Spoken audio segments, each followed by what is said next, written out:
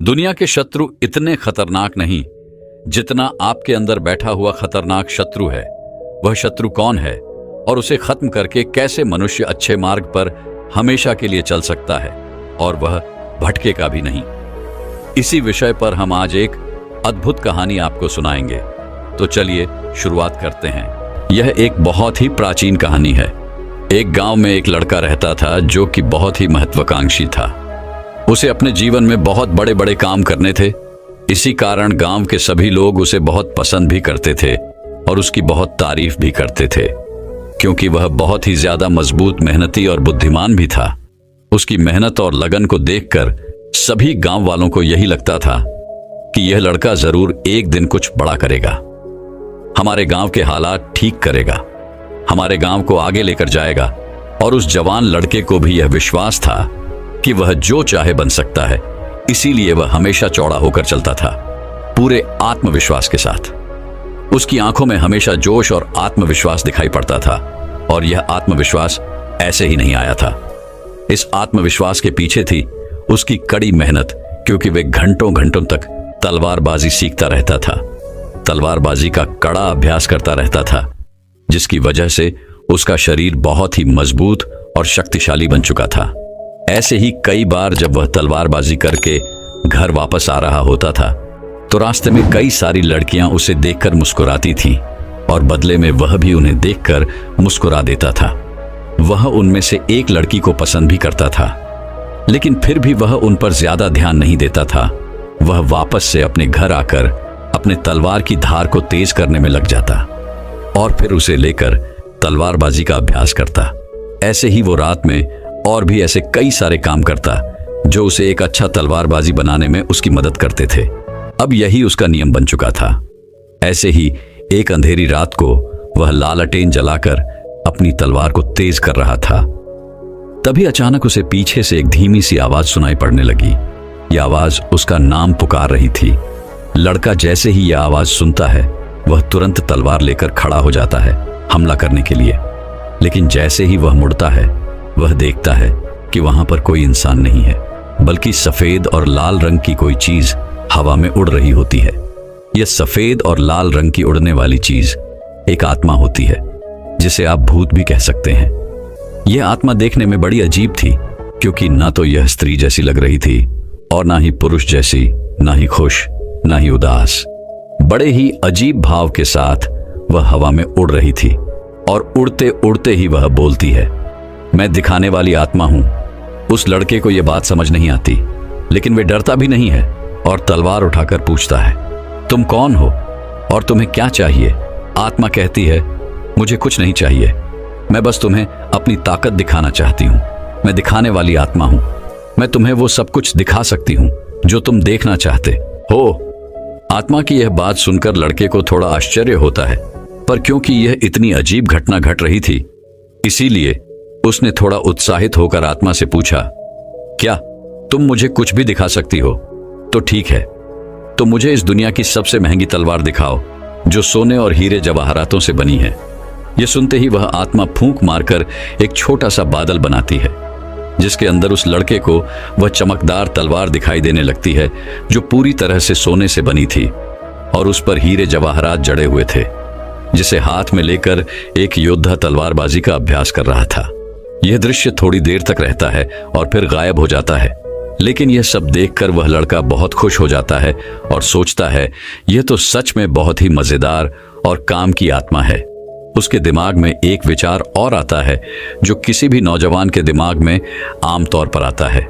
वह मुस्कुराते हुए बोलता है, अब तुम एक काम करो, मुझे इस दुनिया की सबसे खूबसूरत लड़की दिखाओ। वह जैसे ही यह बोलता है, उसके सामने फिर एक बादल बन जाता है, जिसके अंदर एक बहुत ही खूबसूरत लड़की प्रकट हो जाती है। इतनी खूबसूरत लड़की जितना उसने आज तक अपने सपने में भी नहीं सोचा होता है। उस लड़की के लंबे काले बाल होते हैं, बड़ी और गहरी आंखें होती हैं, सुंदर सा चेहरा और एक बहुत ही आकर्षक सा शरीर होता है, जिसे देखकर वह जवान लड़का एकदम जम सा जाता है, या ये कहो कि उसकी आंखें फटी की फटी रह जाती हैं। वे अगले कुछ मिनटों तक उस लड़की को ही एकटक देखता रहता है। फिर अचानक वह तस्वीर और वह बादल उसकी आंखों के सामने से गायब हो जाते हैं, जिससे इस लड़के को बहुत बुरा महसूस होता है। थोड़ी देर बाद वह लड़का अपने होश में वापस आता है और उस आत्मा से कहता है कि तुम एक काम करो, अब मुझे इस दुनिया का सबसे ताकतवर योद्धा दिखाओ। ये सुनते ही वह आत्मा फिर से एक बादल बनाती है, जिस पर एक बहुत ही ताकतवर योद्धा की तस्वीर उभर कर आती है। वह योद्धा देखने में बहुत ही लंबा चौड़ा, शक्तिशाली और खतरनाक लग रहा था, जो कि एक एक करके सभी दूसरे योद्धाओं को मार रहा था। उस योद्धा की ताकत और तलवारबाजी को देखकर वह लड़का बहुत ही प्रभावित होता है और मन ही मन सोचता है कि एक दिन मैं भी इसी के जैसा योद्धा बनूंगा। अब यह सब चीजें देखने के बाद वह लड़का उस आत्मा से बोलता है, यह सब बहुत हो गया, मैंने बहुत सारी चीजें देख ली हैं, अब तुम यहां से जा सकती हो। यह बोलने के बाद लड़का वापस से अपने तलवार की धार को तेज करने में लग जाता है और अपने काम में व्यस्त हो जाता है। वह आत्मा लड़के की बात का जवाब देते हुए बोलती है, ठीक है, अगर तुम्हें अभी कुछ और नहीं देखना तो अभी के लिए मैं तुम्हारे घर से जा रही हूं, लेकिन अगर कभी तुम्हारा मन करे कुछ देखने का तो तुम अपने घर के पीछे वाले जंगल में आ जाना, मैं तुम्हें वहां वो सारी चीजें दिखा दूंगी जो तुम देखना चाहोगे। आत्मा की इस बात पर वह जवान लड़का कुछ खास ध्यान नहीं देता और अपनी तलवार को तेज करने के काम में लगा रहता है। अब जैसे जैसे हफ्ते गुजरते हैं, बीच बीच में उस लड़के को उन सभी चीजों की याद आती है जो उसने देखा होता है।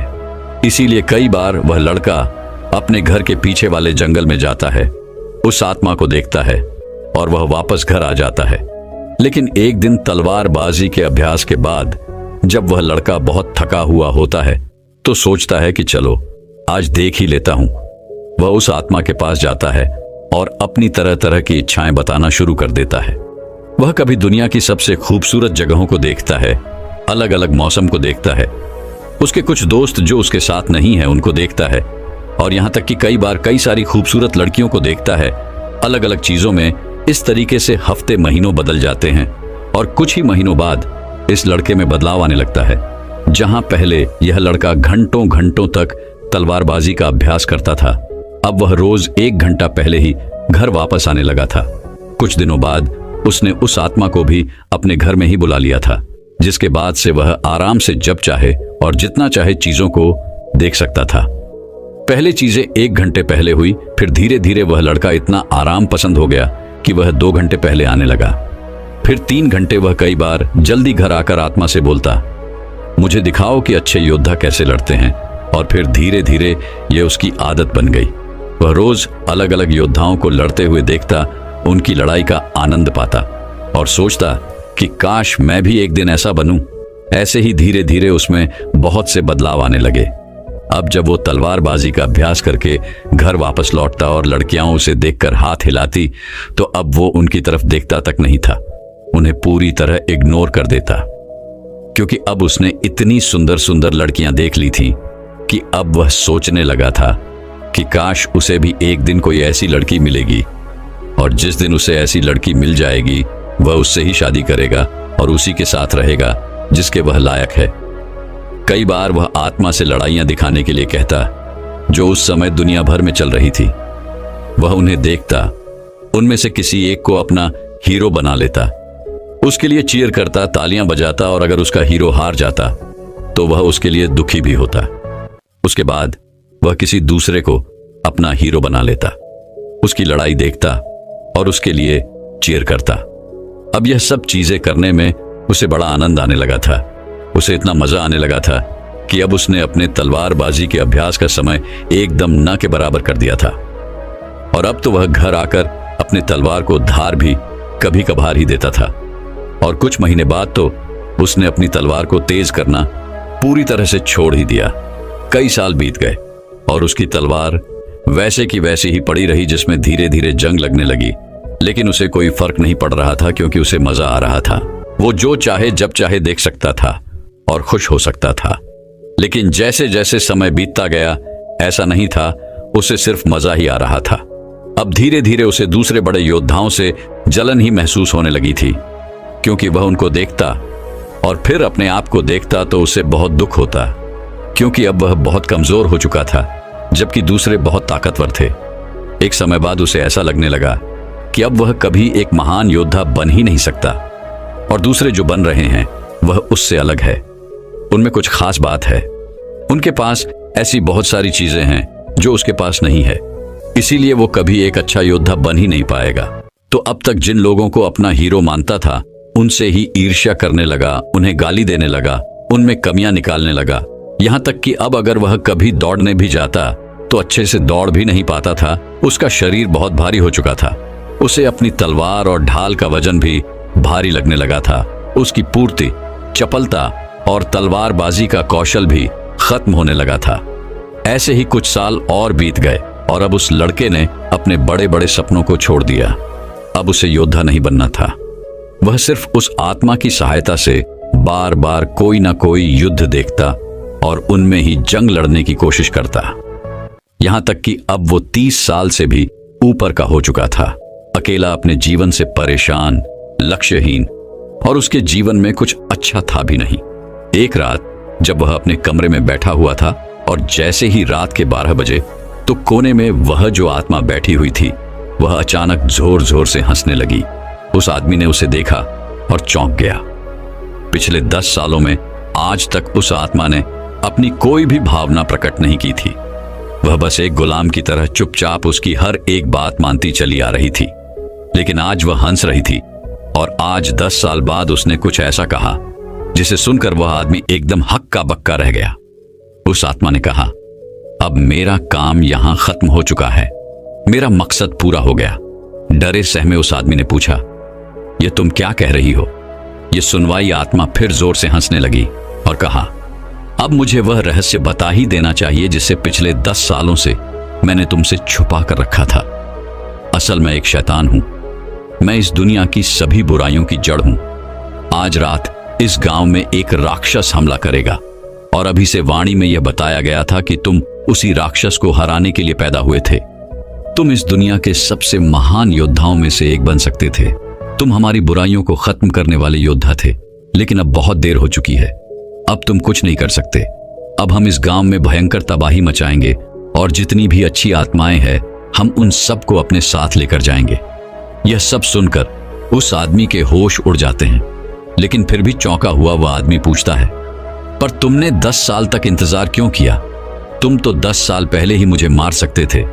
तब आत्मा ने कहा, देखो महावीर, में यह भी बताया गया था कि तुम्हें इस दुनिया का कोई भी राक्षस, कोई भी शैतान, कोई भी योद्धा हरा नहीं सकता था, और मैं तो बस एक छोटी सी आत्मा हूं। मैं तो तुम्हें छू भी नहीं सकती थी, लेकिन अगर तुम्हें कोई हरा सकता था तो वो तुम खुद थे। इसीलिए मैंने तुमसे लड़ने की बजाय तुम्हें धीरे धीरे झड़ दिया। तुम्हें ऐसी ऐसी फैंटेसी दिखाई, ऐसी ऐसी चीजें तुम्हारे साथ करी जिससे तुम अपने लक्ष्य से भटक गए और धीरे धीरे कमजोर होते चले गए। आज तुम इतने कमजोर आदि बन चुके हो जो ना तो अपनी रक्षा कर सकता है और ना ही इसकी होगी। ये सुनते ही उस आदमी का दिमाग एकदम हिल गया। उसे जोर का सदमा लगा। उसके पेट में दर्द चालू हो गया, इतना दर्द कि वह वहीं जमीन पर गिर पड़ा और फिर धीरे धीरे दर्द में कराते हुए उसने कहा कि क्या उन खूबसूरत लड़कियों को मैं फिर से एक बार देख सकता हूं? इस पर उस शैतानी आत्मा ने हंसते हुए कहा, हां, हमेशा, लेकिन सपनों में। दोस्तों, यह कहानी पूरी तरह से हमारे आज के समय में भी फिट बैठती है और अब तक आपने समझ भी लिया होगा कि आज के समय में हमारे लिए वो शैतान, वो डेविल कौन है।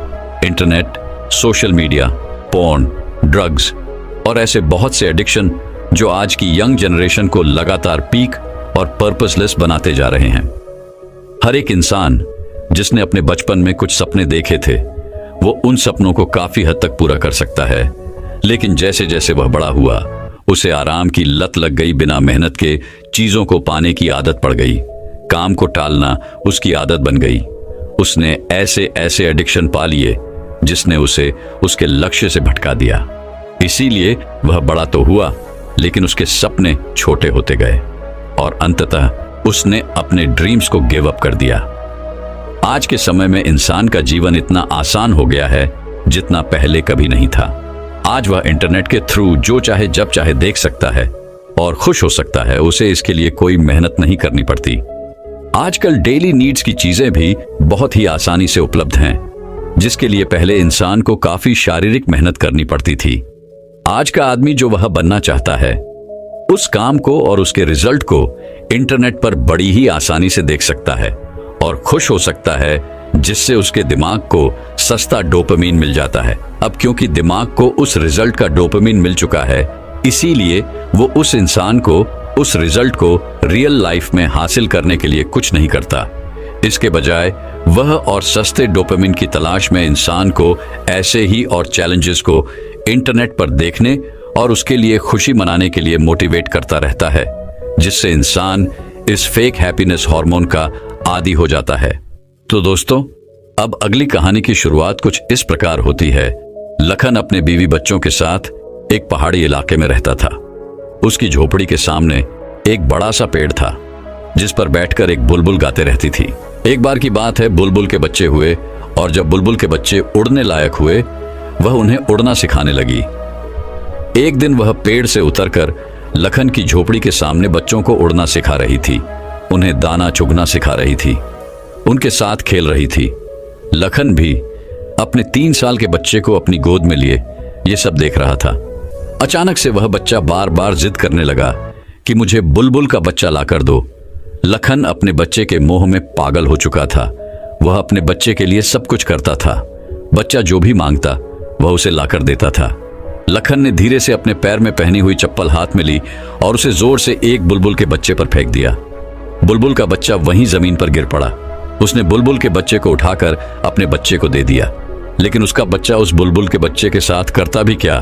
वह बुलबुल का बच्चा न तो बोल रहा था, न फुदक रहा था और न ही उदय का प्रयास कर रहा था। अपनी गर्दन को एक तरफ लटकाए बस पड़ा हुआ था। वह बच्चा उसके साथ क्या करता। थोड़ी देर उसने उसके पंख देखे, उसका रंग देखा, उसे हिलाया डुलाया, लेकिन वह बुलबुल का बच्चा तो अपनी गर्दन लटकाए निष्प्राण पड़ा हुआ था। उस बच्चे ने उसकी आंखों में उंगली डाली। उसकी चोंच खोलनी चाहिए। उसे दबाया और फिर उसके पैर पकड़कर उसे आसमान की तरफ उछाल दिया। वह बुलबुल का बच्चा धड़ाम से जमीन पर आकर गिर पड़ा, क्योंकि वह तो पहले ही मर चुका था। लेकिन बच्चा तो बच्चा ही है। उसने उस बुलबुल के बच्चे को बुरी तरह छत विछत कर दिया। उसके सारे पंख नोच डाले, उसके गर्दन मरोड़ दी और लखन यह सब देख रहा है। वह यह सोचकर खुश है कि बच्चा खेल रहा है, लेकिन यह सब देखकर उसके अंदर जरा भी दर्द नहीं आया। क्यों? क्योंकि मोह में इंसान इसी तरह अंधा हो जाता है, जड़ हो जाता है। मोह इंसान का बहुत बड़ा शत्रु है। यह उसे अंधा बना देता है, उसके अंदर निर्दयता और जड़ता लाता है और मनुष्य अपने इस अंधेपन का शिकार होकर इतने अधर्म इकट्ठा कर लेता है कि जब उसका हिसाब देना पड़ता है तो कहता है कि मैंने तो कुछ किया ही नहीं। यही अंधापन है और यही जड़ता है मोह की। जिस प्रकार महाभारत में धृतराष्ट्र अपने बड़े पुत्र दुर्योधन के मोह में इतना अंधा हो गया था कि उसे दुर्योधन के सभी बुरे कृत्य, उसकी नादानी और बचपना प्रतीत होते थे, और मोह में इंसान के साथ अक्सर ऐसा ही होता है। अगले महीने बरसात का मौसम आया, लेकिन बुलबुल डर के मारे अगले कई दिनों तक उसकी झोपड़ी के सामने वाले पेड़ पर भी नहीं आई। लेकिन 1 महीने बाद जब उसके बच्चे बड़े हो गए, उड़कर दूर चले गए और वह अकेली रह गई, तो फिर वह आने लगी और फिर से गाने लगी। लखन और उसका बच्चा उसके गाने को बड़े ध्यान से सुनते और वह उसके बच्चे को देखने का प्रयास करते। मगर बुलबुल के बच्चे तो दूर जा चुके थे। वह अकेली थी। एक दिन अचानक बरसात शुरू हो गई और पूरी रात बरसात हुई। घर में कोई राशन नहीं था, इसलिए अगली सुबह बरसात रुकते ही लखन राशन और खाने पीने का सामान लेने बाजार चला गया। घर में सिर्फ पत्नी और बच्चा ही था। अभी लखन सामान ले ही रहा था कि फिर से बारिश बढ़ने लगी। चारों तरफ काले घने बादलों ने पूरे आसमान को ढक लिया और तेज हवाओं के साथ अचानक बादल फट गया और इतना पानी गिरा कि लखन की झोपड़ी का नामो निशान तक मिट गया। ऐसी मूसलाधार बारिश हुई कि उसकी झोपड़ी, उसकी पत्नी और उसका बच्चा सब बह गई और पता भी नहीं लगा कि बहकर कहां चले गई। लखन बाजार में ही फंसा रहा। 2 दिनों बाद जब बारिश रुकी और वह वापस आया तो उसने देखा कि वहां तो कुछ भी नहीं है। वहां तो बस चारों तरफ पत्थर ही पत्थर बिखरे पड़े हैं जो पहाड़ से बहकर नीचे आ गए थे। उसे बड़ा सदमा लगा। वह पागल सा हो गया। दिन रात भटकता रहा, खाना पीना सब भूल गया और पागलों की तरह भटकता भटकता वह एक दिन किसी सुनसान जगह पर एक पेड़ के नीचे गिर पड़ा और अब उसके अंदर उठने की भी ताकत नहीं बची थी। वह बेहोश हो गया और कई दिनों तक बेहोशी की हालत में वही पड़ा रहा। फिर एक दिन उसकी बेहोशी टूटी और आंख खुली तो उसने देखा कि सूरज सर के ऊपर था। पेड़ से उसी बुलबुल की आवाज आ रही थी और चारों तरफ आम बिखरे पड़े थे। वह आम का पेड़ था और वह बुलबुल उसके खाने के लिए चोंच मारकर पेड़ से आम गिरा रही थी। वह उठा, उसने एक आम खाया, दूसरा आम खाया और इस तरह से उसने कई आम खा ली। यह देखकर बुलबुल खुशी से गाना गाने लगी। शायद सोचती होगी कि अब यह ठीक हो जाएगा, इसके अंदर ताकत आ जाएगी। तभी एक आम बुलबुल ने और गिराया और उसके सामने दूर आकर जमीन पर बैठ गई। उसने बुलबुल को ध्यान से देखा और वह अंदर से भावुक हो गया और जोर जोर से फूट फूट कर रोने लगा और खुद को कोसने लगा कि मैं कैसा आदमी हूं। अपने बच्चे के मोह में आकर इसके बच्चे को मारकर अपने बच्चे के लिए खिलौना बना दिया। लेकिन यह पक्षी फिर भी मेरी रक्षा कर रहा है, मुझे खाने के लिए आम तोड़ कर दे रहा है। उसे अपने कृत्य पर आत्मबलानी होने लगी, खुद पर घृणा आने लगी। वह पश्चाताप और आत्मबलानी से भरकर जोर जोर से रोने लगा। लेकिन वह बुलबुल मानो उससे कह रही हो कि कोई बात नहीं। वह उसके सिर के ऊपर मंडराने लगी, शायद उसको चुप कराना चाह रही हो और जोर जोर से कह रही हो कि कोई बात नहीं, जो हो गया उसे भूल जाओ। कुदरत ने हमें देना सिखाया है, एक दूसरे की मदद के लिए बनाया है, लेकिन हम ही एक दूसरे की मदद नहीं करेंगे तो कौन करेगा? लखन चुप हो गया, लेकिन उसके अंदर एक गहरा भाव हो गया कि मेरा तो सब कुछ लुट गया, जिसको मैंने अपना समझा था, अपना माना था। लेकिन आज के बाद अगर मैं दूसरे के काम नहीं आ सका तो मेरा जीवन व्यर्थ है। कोई भी इस दुनिया में मेरी तरह दुखी नहीं होना चाहिए। सबकी, हर जीव की मदद होनी चाहिए, सबको भरोसा मिलना चाहिए, उसकी सुरक्षा होनी चाहिए। और उसने प्रण कर लिया कि अब से वह मेहनत करेगा और जो भी कर सकेगा दूसरों के लिए करेगा, क्योंकि इस कुदरत ने हमें एक दूसरे की सहायता के लिए ही बनाया है। उसने बुलबुल के हाथ जोड़े, अपना माथा जमीन पर रखा और कहा कि आप मेरे गुरु हैं और मुझे किसी के रूप में स्वीकार करें। बुलबुल तो उड़कर दूर पेड़ पर जा बैठी थी। उस दिन से लखन ने जंगल से लकड़ी लाकर बेचना शुरू कर दिया। उसे ही अपनी रोजी रोटी का साधन बनाया और उसकी 2 वक्त की रोटी के बाद जो भी उसके पास पैसे बचते, वह उसी दिन उन पैसों से किसी भी गरीब या किसी जानवर की, कुत्तों की, परिंदों की मदद करता, उनके लिए खाना लाता, उनको खाना खिलाता, किसी बीमार को दवा दिला देता, कुछ भी किसी भी प्रकार की सेवा करता। अब मानो जैसे उसकी जिंदगी सेवा और त्यागी बन चुकी थी। दूर दूर के गांवों और शहरों के लोग अब उसके बारे में जानने लगे थे। सभी को यह पता चलने लगा था कि कोई ऐसा एक व्यक्ति इस इलाके में है जो किसी भी प्रकार की सेवा और मदद के लिए हर पल तैयार रहता है। धीरे धीरे दूर इलाके के लोगों ने उससे जान पहचान बढ़ाई, उसको एक बड़े समारोह में बुलाया, उसका खूब मान सम्मान किया और उसके साथ मिलकर सेवा करने का प्रण लिया।